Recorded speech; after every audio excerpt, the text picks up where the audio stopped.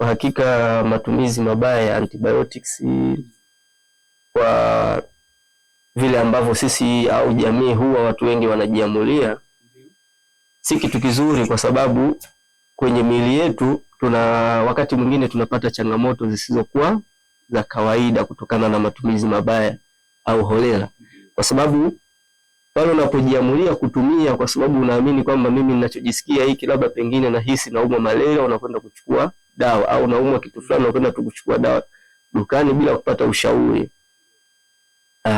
Sasa ile dawa wakati mwingine unaweza kunywa katika dozi ambayo wewe sio stahiki ambayo ungepaswa kutumia. Inawezekana ukawa umechagua dawa sahihi, lakini inawezekana ukawa umetumia dawa ambayo yani katika kiwango ambacho sio sahihi kuingia mwilini mwako. Kitu ambacho kinapelekea matatizo au madhara katika viungo vyetu vya mwili vya ndani. Kwa hiyo dawa hizi pia ni sumu katika miili yetu.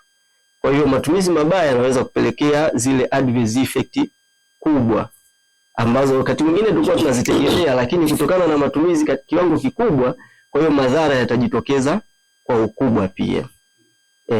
Lakini pia madhara mengine ni kama tulivyosema awali, ni yale magonjwa ambayo ni ya kawaida ambayo ukiyapata yanaweza tu kutibika kawaida, lakini kutokana na kutumia dawa ambavyo umetumia labda katika kiwango kidogo, yule mdudu anakuwa anaweza asife kwa wakati au asiondoke mwilini katika wakati, hivyo ataendelea kuwepo mwilini na kusababisha madhara zaidi basi na wewe kujua.